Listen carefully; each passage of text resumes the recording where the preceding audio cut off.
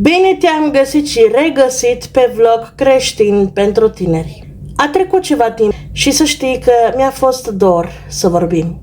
Și mă bucur văzând că arăți interesul tău și pentru faptul că lucrezi împreună cu mine pentru lărgirea împărăției lui Dumnezeu, distribuind videourile mai departe. Poate îți reamintești vestea pe care am dat-o în urmă cu aproape o lună, în care am spus faptul că din senin a fost diagnosticată cu cancer. Nu mai intru în detalii de la început pentru că deja le-am spus. Vreau să continui. Desigur că acest diagnostic nu a rămas așa, pentru că am un Dumnezeu mare, un tată care a promis că nu își va lăsa copiii orfani. După aproape 3 luni de zile în care n-am mai dormit aproape deloc din cauza durerilor pe care le-am avut și gânduri care mă chinuiau că voi pleca de pe acest pământ, am hotărât să merg mai departe cu investigațiile. Așa că, acolo fiind în Mind, la clinica pentru femei, în secțiunea de oncologie, ginecologie, am solicitat să îmi recolteze sânge pentru a verifica dacă acolo se găsesc celule cancerigene sau tumorice. După aproape o lună am primit rezultatele. Recunosc, le-am așteptat cu multă temere, dar totuși am lăsat teama deoparte și am desfăcut plicul în care era decizia finală.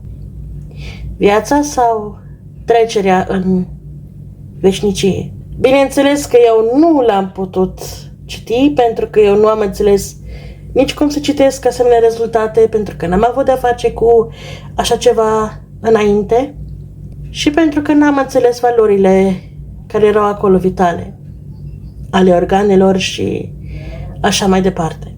Tot ce am înțeles este faptul că mi s-a găsit diabetul tip 2 în sânge, ceea ce deja știu, pentru că m-am îmbolnăvit de diabet de acum 2 ani de zile și de hipertensiune, datorită rinichilor mei care nu funcționează bine, ceea ce am și menționat la mărturia mea, pe care ți-o și recomand cu drag ca să o asculți și dacă simți că Dumnezeu ți-a vorbit prin mărturia mea, te rog eu frumos, transmite-o mai departe. Așa că am vorbit cu o prietenă, soră în Domnul, din România, ea cunoscând o doctoriță de ginecologie și a trimis acolo rezultatele pe care le-am primit de aici, la dânsa mai departe și am primit în sfârșit vestea mult așteptată și totodată eliberatoare.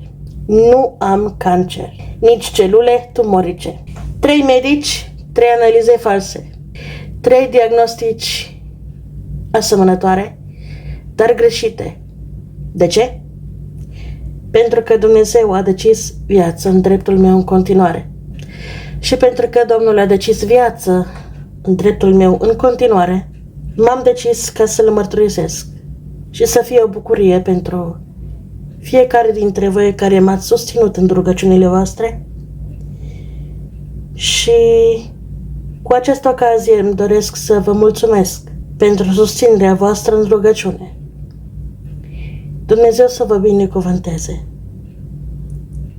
Și mi-aș dori, dacă nu ne vom întâlni pe acest pământ vreodată față în față, să ne întâlnim sus în ceruri. Dumnezeu să vă binecuvânteze și să te binecuvânteze oricine ai fi și oriunde te afla pe acest pământ.